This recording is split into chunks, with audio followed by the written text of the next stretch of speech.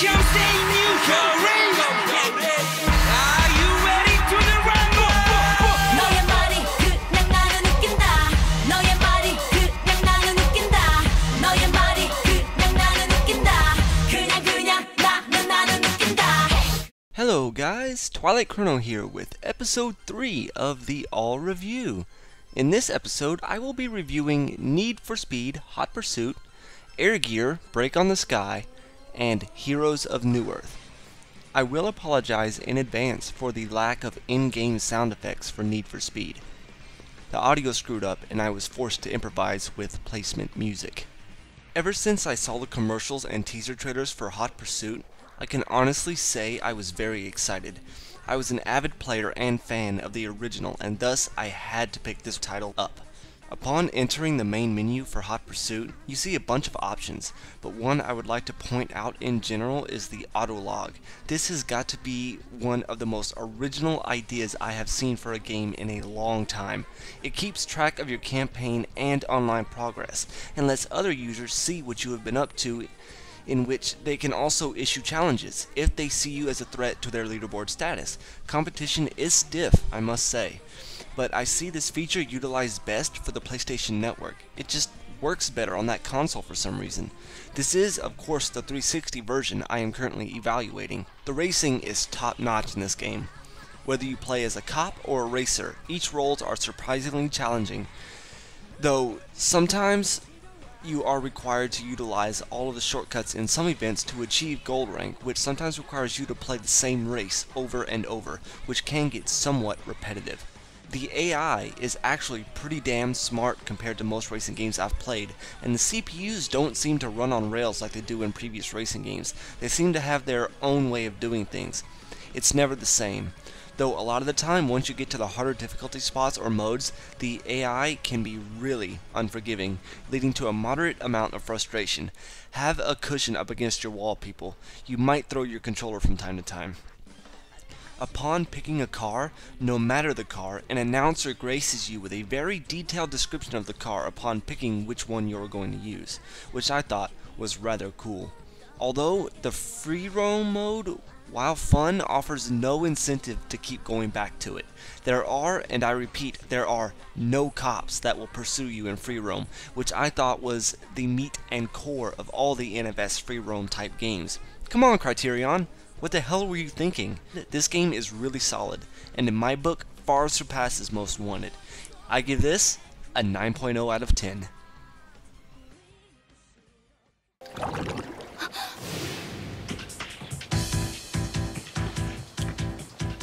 사요나라, 와타리토리.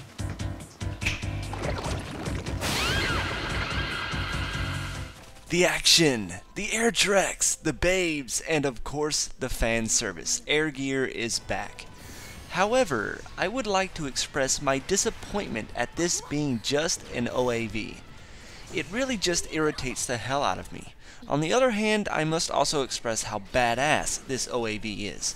Granted, it's only 28 minutes, but seeing Iki finally becoming the Sky King after an epic battle using his newfound wind regalia, truly epic fight. Though there were the underlying treachery, such as the regalia breaking after only 2 uses due to them being switched with a pair of fake wind regalia, leaving the question to beg, who was that girl that switched them out? If you like Air Gear and want to check this out, I really highly recommend that you do so. Regardless, it's a must watch. I give this an 8.0 out of 10. Heroes of Newerth. Curse this game for being so damn addictive. I find myself on it every night, rumbling with other players from around the world. Produced by S2 Games, who bought the rights to the ever-popular Dota, Heroes of Newerth is an overhead Dota-style remake that is every bit as good, if not better, than the original Dota. The game itself will cost you $30 to claim the game permanently, and to me is an investment well worth the price. This game is as every bit of fun as it looks. The interface is very straightforward. You have your public games in which you can make stats or no stats matches, matchmaking where you compete to earn goblin coins to purchase cool stuff at the store, your ladder and hero compendium, and so on and such forth. Upon entering a match, you are then to take a seat and wait for the game to fill up, in which case the hero list appears that gives you a very detailed look at the hero's abilities and whatnot, and there are a lot of heroes. The game itself is very straightforward. Lane with a partner and kill creeps while fending off the enemy heroes to gain levels and ultimately destroy the enemy base. To do so, you must destroy all of their towers and then take down the shrine that is located smack in the middle of their base. There are two sides, the Legion and the Hellborn. No one side is good or bad, they just look different. This game offers so much and asks for so little in return. You don't need all the top-notch stuff in your computer to play this one.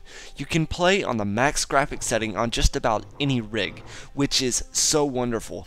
That alone brings in such a broad player base. The one big downside to this game is the community.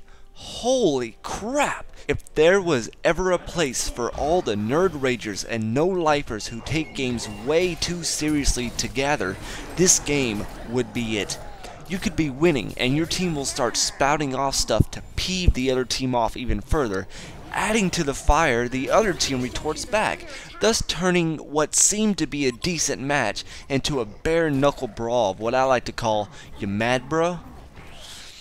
Thankfully, this is what the profanity filter is for. It's a godsend. It really is. Aside from that one problem I found with this game, I still find it highly addicting and worth every penny. I give Heroes of Newerth a 9.5 out of 10.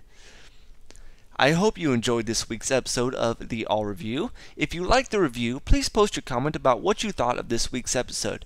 If you have suggestions on future episodes, please post them in the comments section and I will see if I can cover them in the next episode.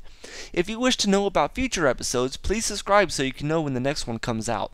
This is Twilight Chrono, signing off.